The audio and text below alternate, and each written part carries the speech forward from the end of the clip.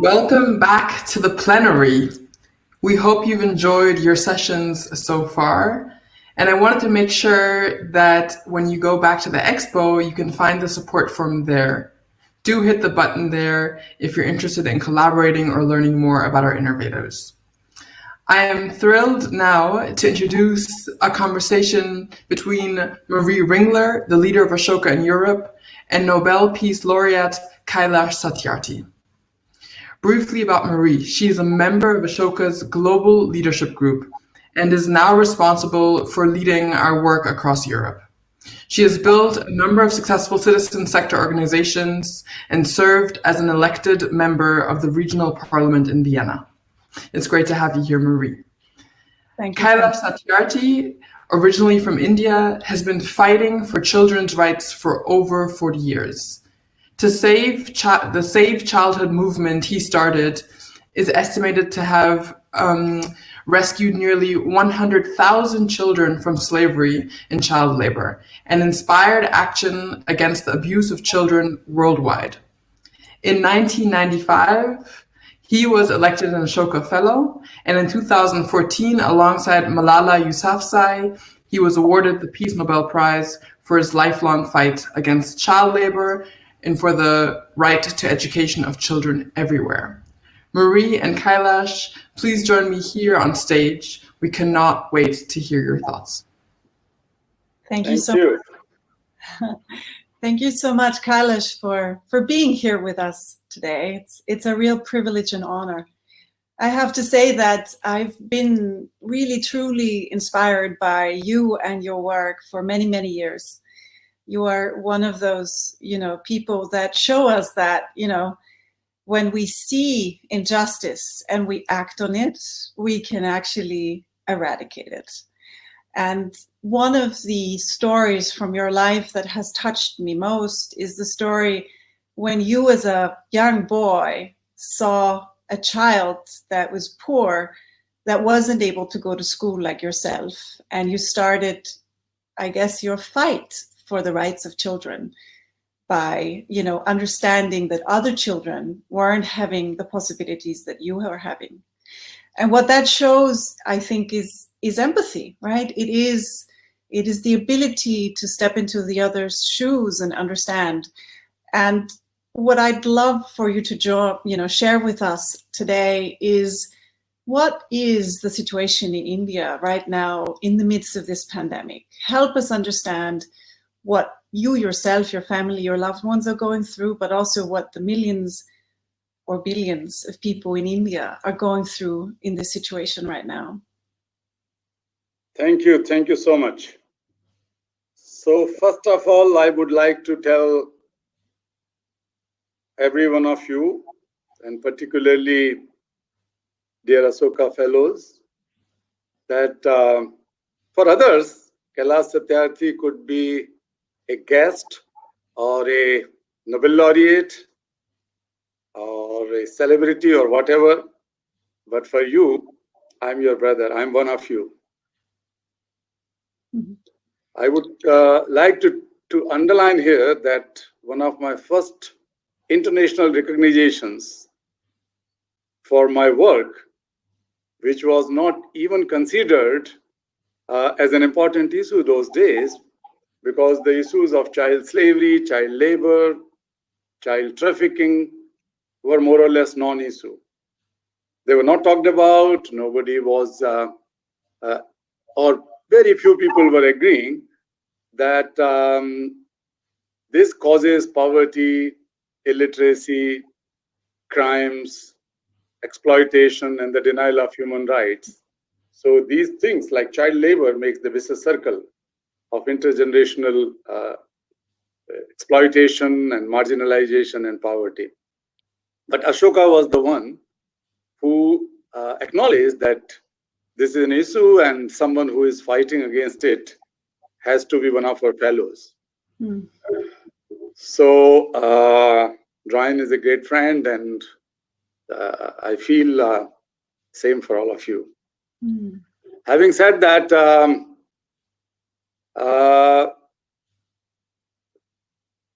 tell us a bit. about the situation in India. I think it would be really interesting to hear. Yeah. So the situation in India is complex because India is a complex country. We are living in lockdowns, and I have never experienced that I could stay inside one house for almost 2 months in whole my life, but I'm doing so and respecting and observing the norms and discipline of lockdown. The government of India has taken several important measures to prevent it and to control it. Somehow, in such a big country, we have just little more than 100,000 coronavirus cases. Many of the activities have helped, and society has also responded. That is one good part of it. Government has also announced several stimulations and schemes for the poor people. That's also good. But in spite of these, hundreds of millions of people are facing serious problems and crises. They are, of course, agriculture workers, migrant laborers who were working in unorganized sector and informal economies, their children, and so on. I guess that hundreds of thousands of people right away now at this time might be either walking on the road somewhere or desperate to get a bus or truck or any other lorry to reach back home. They are desperate to go back to their homes. So this is a serious crisis. Last about 2 weeks ago, 3 weeks ago, there was an incident when a 12-year-old trafficked child laborer who was returning from a state called Telangana to go back to her home village in another state, and that is Chhattisgarh, started walking for about 150 kilometers. So she had almost completed those 150 kilometers, but little more than an hour short of her village, she fell down and she collapsed. And doctors declared that she died not because of coronavirus, but because of hunger and because of thirst. She had no water and no food in her stomach. She could not earn anything. She earned a little bit chilies because she used to work in a chili field. And as a gift or as a souvenir, she might be bringing a bunch of chilies to her parents. This is not just one case.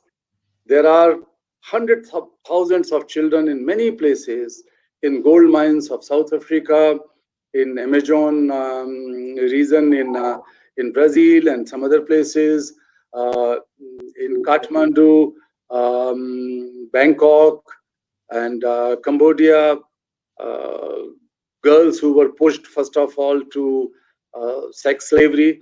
Now they are on the streets. They are not entitled even to get the government facilities which are provided for workers who are registered, but they have no documents.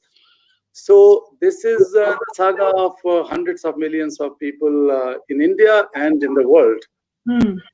So it is the mixed situation, but it is for the first time that the entire humanity is suffering, though if you count the number of deaths in the world wars and other pandemics, it is not so big.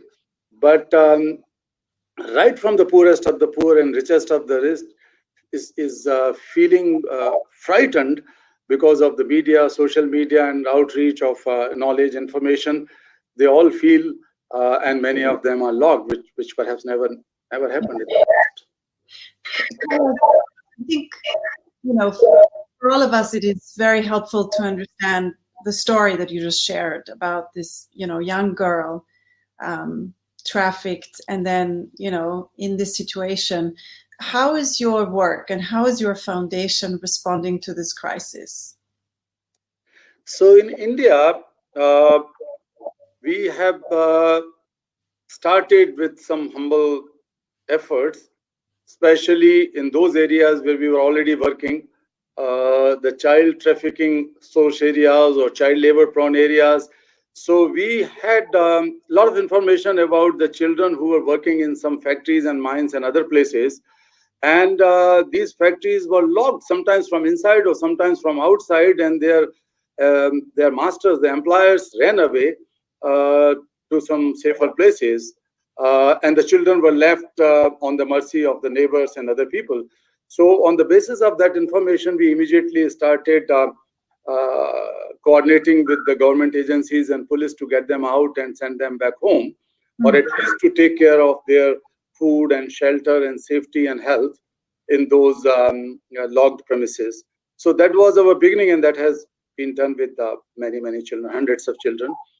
But simultaneously, we knew that there are certain pockets where the nomadic tribes and other people live, and they are already socially excluded, or they were facing social, cultural discrimination.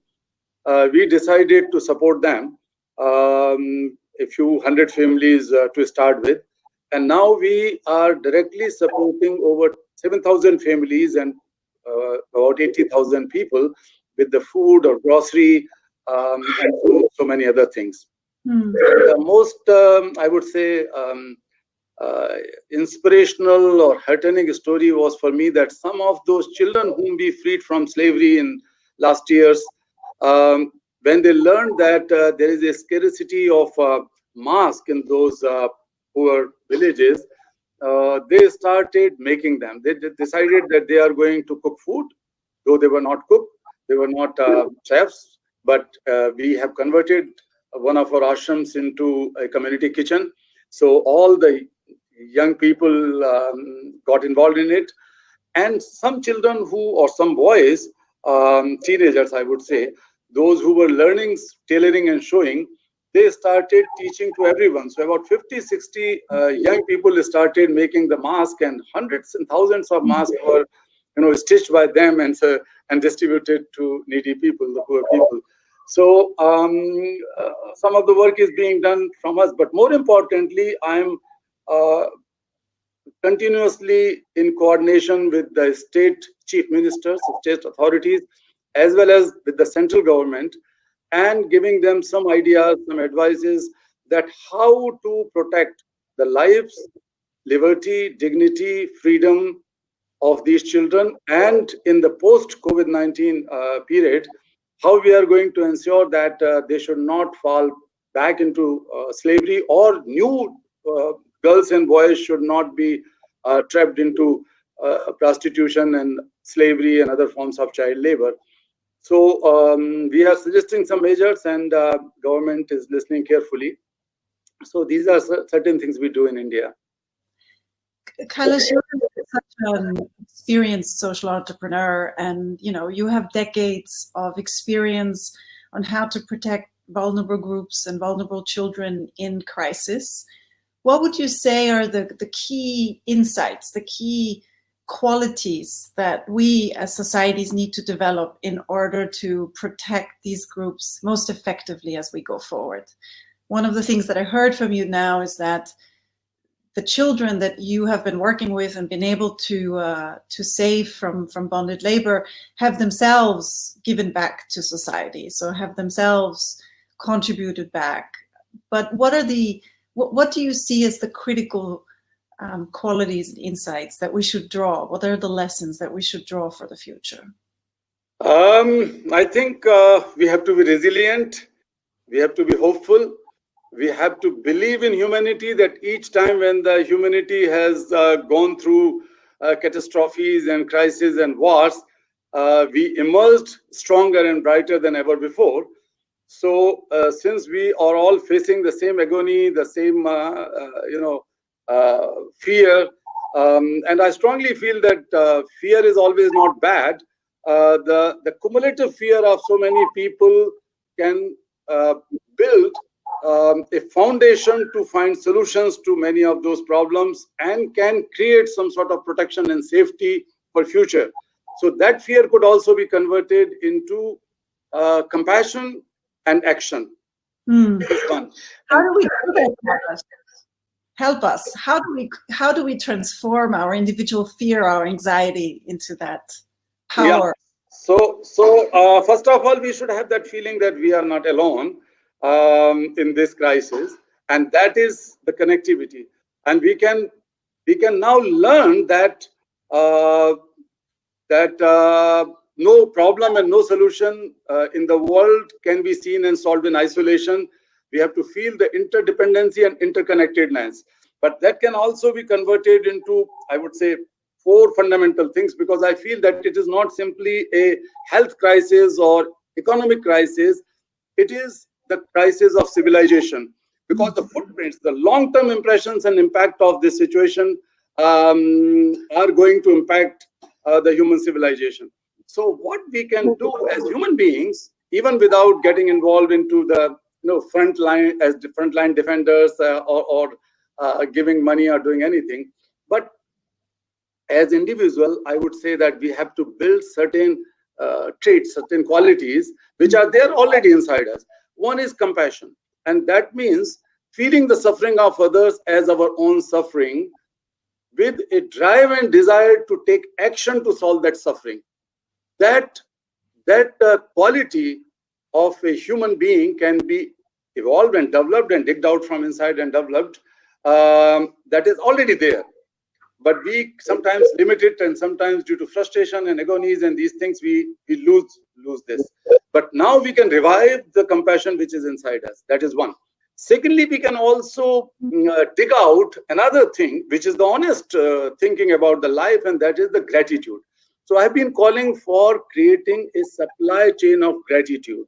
Oh, that's supply chain of gratitude. I call first of all the globalization of compassion, and because we have globalized everything and we are seeing the result now, good and bad both. So let us try out the globalization of compassion. My second thing is that we can begin with ourselves as an individual, and that is creating the supply chain of gratitude, not the supply chain of profit and loot and exploitation.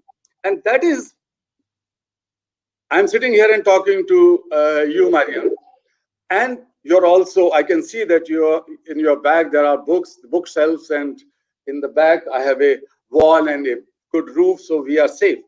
But I am feeling that I have to be thankful, I have to be grateful for all those nations, all those painters, the person who is responsible for light, electrician, plumber, someone who there's a carpenter, and each one of them who has given me a safe house.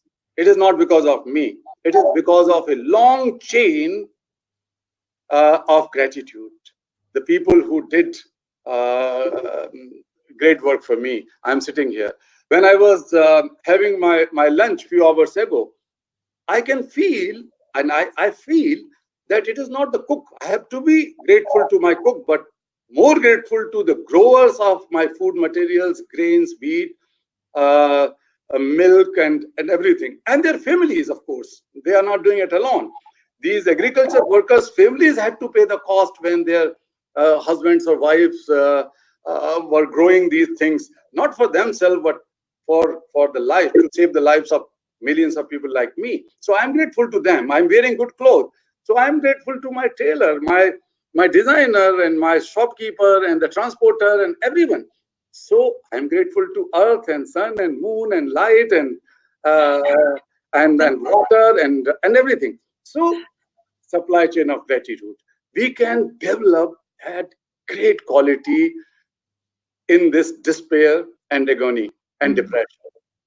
Then we feel connected with each other. So thank you for so powerfully showing just how interconnected our worlds are, and how interconnected even in the small things our worlds are, right? And I just want to dig a little deeper and understand more. You were saying, we need compassion. We need to understand that, everything we do is on the shoulders of others who've made it possible for us to be here. What else is it that we as a humanity, now that we face this joint global experience, should learn and develop in terms of skills and maybe also our mindsets? Yeah, so we can also learn a deeper, weaving of responsibility. So we have to feel responsible to each other. Once we start feeling that doctors and nurses and health workers and frontline fighters of COVID-19 have to be, we have to be thankful to them. But that sense can also help in internalizing that sense of responsibility to each other, because their sense of responsibility is helping us. So we have to feel that sense of responsibility to others. But when I talk of gratitude, we also call for or compassion. We have to think of compassionate politics, compassionate economy, compassionate family, compassionate churches and temples and mosques.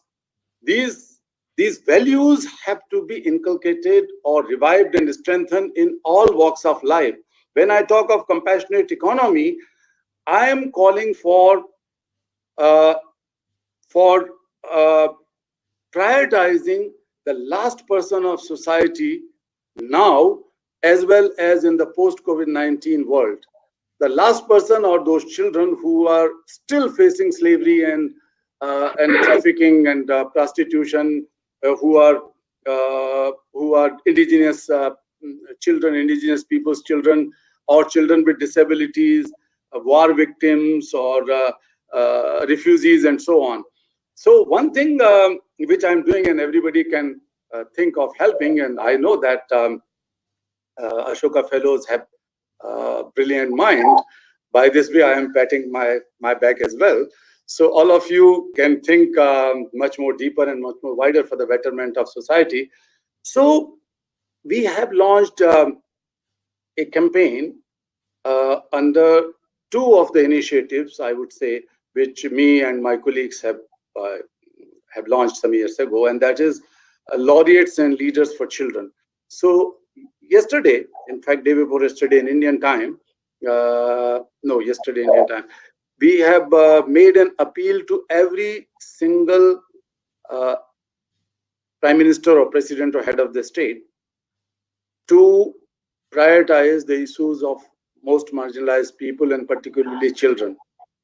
45 Nobel laureates, 20 former presidents or prime ministers, a few princes and prince, and 2 heads of United Nations agencies, ILO and UN Women, co-signed with me and my colleagues for this demand. But the concrete demand is that, which we are making to G20 countries, that G20 has announced a kind of 5 trillion plus COVID-19 response fund or emergency fund to mitigate or to respond to situation later on. What we are asking for concretely, that 20% of it, means 1 trillion, has to go for safety, health, education, livelihood, for 20% most marginalized sections of the world, humanity. So the most marginalized should get $1 trillion. That $1 trillion is good enough to save at least 10 million lives. That 1 trillion money can help in funding health, education, water, and sanitation goals of Sustainable Development Goal. So that is justifiable. That 20% money should go to 20% last person of society. 80% can remain with those people who are well off, but those who need most are the marginalized people and vulnerable sections of society. Thank you, Kai. Again, showing how you are really focusing on those that need your support and our support most. And very artfully, masterfully using, and leveraging not only your brilliance, but also your ideas and your network for those that need it most. And I think this is a wonderful call to action for all of us to, focus on those that need support most and contribute in every way that each of us can. Kailash, thank you so much for this conversation. It's, been such an important, piece of the puzzle to understand better not only your own work, but also the situation of children and marginalized people across the world. And it was very important to us to bring in your voice. And thank you so much for making that time. Now allow me to welcome my wonderful colleague, Matthias Scheffelmeier, once more, partner at Ashoka Germany, who is one of the initiators of Changemakers United and will share some closing remarks with us and for all of us to take some action items away. Thank you, Marie, and thank you, Kailash, for this very inspiring conversation. I have been monitoring the chat a little throughout your discussion, and the positivity and kindness and gratitude that I've seen is really, really humbling. And I've just would love to point out to a couple of them. So Chiara, for example, is saying, if we all work together towards a more human system, we can do it because we are many. Lavonia says, the power of young people to make change is so awesome when they're given the support to do so, or that we must be resilient, hopeful, and believe in humanity, and that fear can be converted into compassion and action. And your quote, Kailash, about this supply chain of gratitude, believe me, it really resonated in the chat. So thank you again, Kailash and Marie, and I hope to see you again soon. And it's wonderful, Kailash, to now have a brother in India, and you have one in Germany as well. And I'm sure all the hundreds of people on this call, you have a lot of sisters and brothers with you on your journey to eradicate child poverty, slavery, and all the other issues you're working on. Thank you so much for being with us today, Kailash. My pleasure. My pleasure. Thank you, everyone. Thank you, everyone. Well, we hope you all enjoyed this day with us. It was a wonderful experience for us. And as a reminder, if you'd like to get involved directly with the work of the entrepreneurs presented today, either again, visit the expo on Hopin, which will be open for another 20 minutes, or anytime, please visit changemakersunited.ashoka.org, see the profiles of the Ashoka Fellows and social entrepreneurs, their needs, and how you can contribute. If you have ideas and projects yourself, please do share them with us and the world using the hashtag ChangemakersUnited. There's been lots of activity on Instagram, Facebook, Twitter, and all the other channels.